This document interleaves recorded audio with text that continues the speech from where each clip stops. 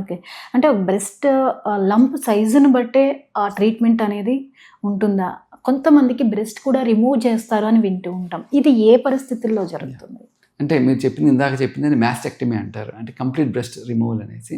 Almost 15 years back స్టాండర్డ్గా breast cancer వస్తే mastectomy ఒకటే చేస్తూ ఉండేవాళ్ళు. ఓకే. కానీ ఈ మధ్య కాలంలో బ్రెస్ట్ కన్జర్వేటివ్ సర్జరీ, అంటే బ్రెస్ట్ కన్జర్వేటివ్ సర్జరీ అంటే ఓన్లీ ట్యూమర్ ప్లస్ ట్యూమర్తో కొంచెం హెల్దీ మార్జిన్ని రిమూవ్ చేయటం, దాన్ని లంపెక్టమీ అంటారు. కొంచెం ఆ మార్జిన్ మాత్రమే రిమూవ్ చేసి బ్రెస్ట్ని కన్జర్వ్ చేయటాన్ని బ్రెస్ట్ కన్జర్వేటివ్ సర్జరీ అంటారు.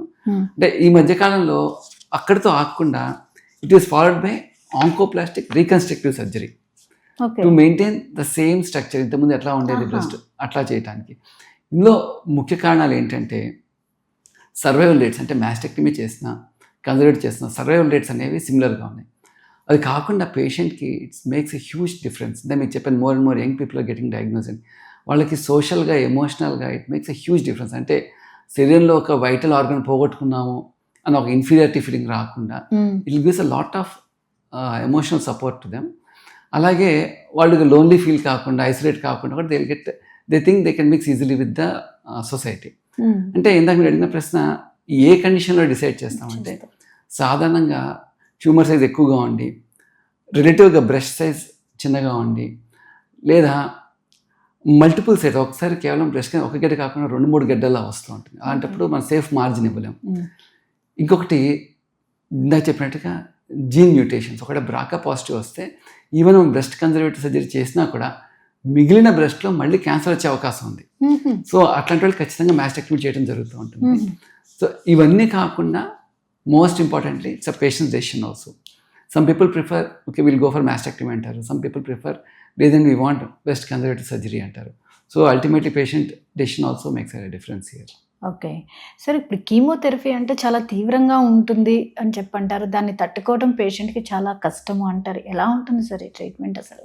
అంటే కీమోథెరపీ అనేది ఫాస్ట్ గ్రోయింగ్ సెల్స్ అన్నిటి మీద యాక్ట్ చేస్తూ ఉంటుంది. అంటే క్యాన్సర్ సెల్స్ ఫాస్ట్ గ్రోయింగ్ కాబట్టి వాటి మీద యాక్ట్ చేస్తాయి. బట్ ఈ కీమోథెరపీ డ్రగ్స్ అనేవి నార్మల్ సెల్స్కి క్యాన్సర్ సెల్స్కి డిఫరెన్షియేట్ చేయలేవు.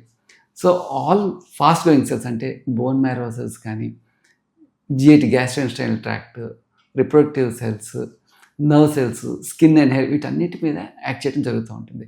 మనం సాధారణంగా చూస్తుంటాం when it comes to bone marrow, blood counts తగ్గిపోవటం, ఇన్ఫెక్షన్స్ రావడం జరుగుతూ ఉంటుంది.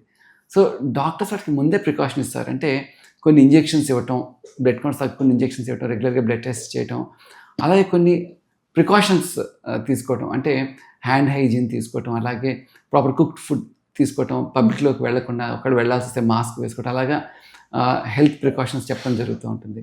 అలాగే నెక్స్ట్ అందరూ భయపడేది ఏంటంటే హెయిర్ లాస్ గురించి. చాలామంది కీమోథెరపీ చెప్పగానే వాళ్ళు డిసీజ్ గురించి ఆలోచించదు, జుట్టు ఓడిపోతానని భయపడుతూ ఉంటారు. కానీ ఇట్స్ ఓన్లీ ట్రాన్సియంట్. మొత్తం కీమోథెరపీ అయిన తర్వాత ఆఫ్టర్ 3 to 6 months వాళ్ళ హెయిర్ వాళ్ళకి వస్తూ ఉంటుంది. కానీ ఈ లోపల ప్రాపర్ కేర్ తీసుకోవాలి, హెయిర్ కేర్. అంటే కొంతమంది prefer going for hair shave, మొత్తం హెయిర్ షేవ్ చేసుకుంటారు. That's also a good option, ఎందుకంటే gradually will let the natural hair grow again.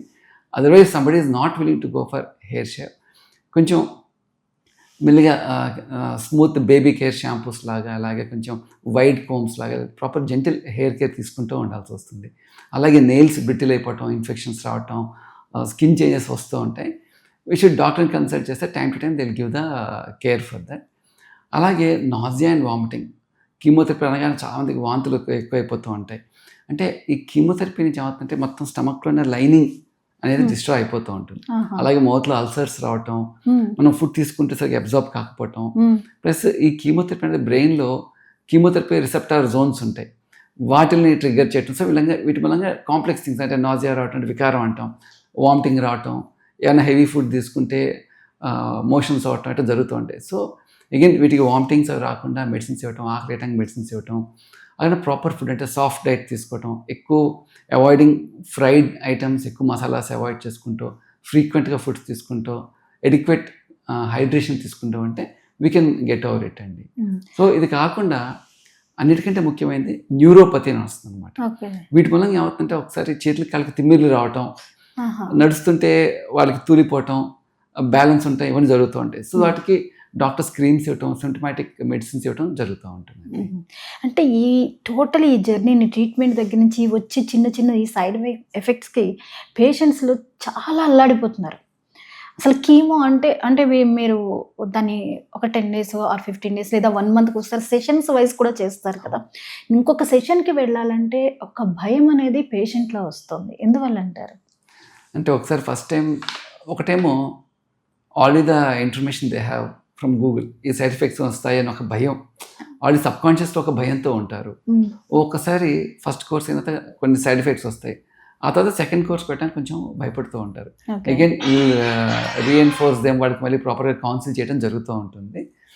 యూజువల్గా 1-2 కోర్సులు అయ్యాక అగైన్ సైకలాజికల్గా వాళ్ళు సెట్ అయిపోతారు. దే నో ఓకే నెక్స్ట్ కీమోకి వెళ్తే ఎలాంటి ప్రికాషన్స్ తీసుకోవాలి, హౌ టు బీ ప్రిపేర్డ్ వాళ్ళే అర్థం చేసుకుంటారు. అంటే ఒక పేషెంట్కి స్క్రీనింగ్తో మొదలయ్యి ఈ జర్నీ అంతా అనేసరికి ఫస్ట్ ఆఫ్ ఆల్ ఒక భయము, టెన్షన్ ఉంటుంది. అండ్ ఫ్యామిలీ సపోర్ట్ అంటే వీళ్ళు సైకలాజికల్గా స్ట్రెంగ్తన్ చేయడానికి ఫ్యామిలీ వాళ్ళతో ఎలా ఇంటరాక్ట్ అవ్వాల్సి ఉంటుంది. ఎందుకంటే ఈ పేషెంట్ అమ్మో నువ్వు కీమో చేయించుకున్నావు, నువ్వు జాగ్రత్తగా ఉండి ఇల్లు, లేకపోతే వాళ్ళెవరో చనిపోయారు, వీళ్ళెవరో చనిపోయారు, కొన్ని ఎగ్జాంపుల్స్ చెప్పిన ఇన్సిడెంట్స్ని చూసాను డాక్టర్. ఇట్లాంటి పరిస్థితులు పేషెంట్ని ఏ స్థితికి తీసుకువెళ్తాయి? యాక్చువల్లీ మీరు చెప్పిన పాయింట్ చాలా వ్యాలిడ్ అండి. ఎందుకంటే డాక్టర్ చెప్పేదానికంటే చుట్టుపక్కల వాళ్ళు చెప్పింది, ఎక్కడో విన్నది, వాళ్ళ రిలేటివ్స్ చూసింది, అంటే కొంతకాలం క్రితం ఇంత టెక్నాలజీ లేదు, వాళ్ళు ఇప్పటికి కూడా అదే రిఫర్ చేస్తూ ఉంటారు.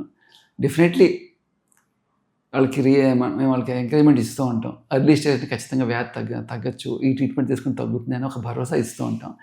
ఫ్యామిలీ రోల్ చాలా ఇంపార్టెంట్ అండి. ఎందుకంటే డిఫరెంట్ ఆస్పెక్ట్స్ ఉంటాయి. ఫస్ట్ థింగ్ ఫిజికల్గా దెల్ బి వెరీ వీక్, అంటే చాలా ఫెటీగ్ రావటం, వీక్నెస్ రావటం అన్నీ జరుగుతూ ఉంటాయి బికాస్ ఆఫ్ దిస్ ట్రీట్మెంట్.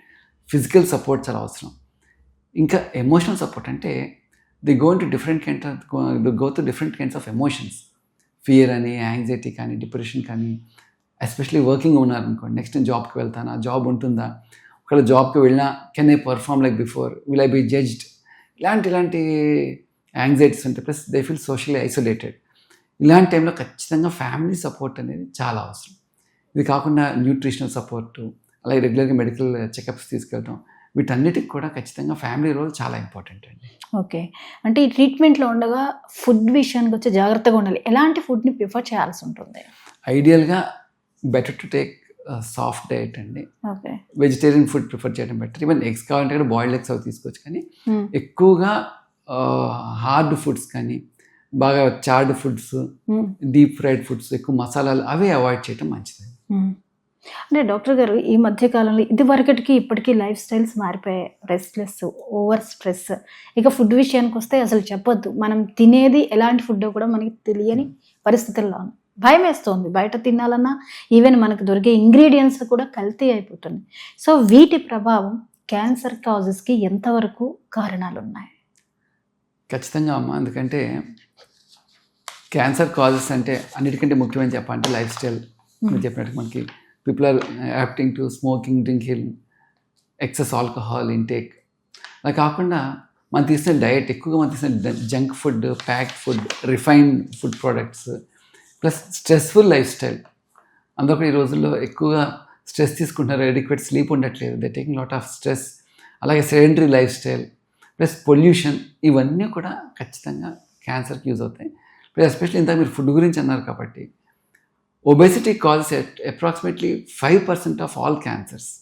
అంటే కేవలం అంటే మనం తీసుకున్న ఫుడ్ అమ్మా. ఎందుకంటే మనం ఇందాక చెప్తున్నా, మనం జంక్ ఫుడ్ కానీ రిఫైన్డ్ ప్రొడక్ట్స్ తీసుకున్నప్పుడు మన బాడీలో ఇన్ఫ్లమేషన్ పెరగటం, ఇమ్యూనిటీ తగ్గటం, గట్ జీనోమ్లో మార్పులు రావటం, అలాగే ఇన్సులిన్ రెగ్యులేషన్లో డిఫికల్టీ రావటం, వెయిట్ మెయింటెనెన్స్ డిఫికల్టీ రావటం, వీటన్నిటి వల్ల కేవలం బ్రెస్ట్ క్యాన్సర్ కాదు, breast cancer, endometrial cancers, ovarian cancers, pancreatic, అలా చెప్తే చాలా క్యాన్సర్స్ వస్తున్నాయి ఒబేసిటీ నుంచి. సో ఫుడ్ అనేది చాలా ఇంపార్టెంట్ అండి. ఓకే, అంటే ఇప్పుడు చాలామంది ఎట్లా ఫీల్ అవుతున్నారంటే, ఇంట్లో వాళ్ళు కొంచెం హెల్త్ గురించి జాగ్రత్తగా ఉండండి అని చెప్తే, మేము చేసే పని కూర్చొని చేసే పని, మా వర్క్ ఇలాంటిది, మేము ఇలా ఉండక ఎలా ఉంటాము అనేటటువంటి వాళ్ళ ఒక ఇరిటేటబుల్ ఆన్సర్స్, వాళ్ళ లైఫ్ స్టైల్ని వారు సరిదిద్దుకోవడానికి కూడా సిద్ధంగా లేకపోవడం, దీని పరిణామాలు ఎలా ఉంటాయి? ఖచ్చితంగా మనకి ఎంత వర్క్ స్ట్రెస్ ఉన్నా should take time, at least weekly 5 days అన్నా ఒక యాక్టివ్ ఎక్సర్సైజ్, ఒక 40 minutes అని యాక్టివ్ ఎక్సర్సైజ్ ఖచ్చితంగా చేయాలండి. That's very important. And adequate sleep is also important. ఈ రెండు కూడా మన బాడీలో ఇమ్యూనిటీని మెయింటైన్ చేయడానికి యూజ్ అవుతాయండి. ఓకే.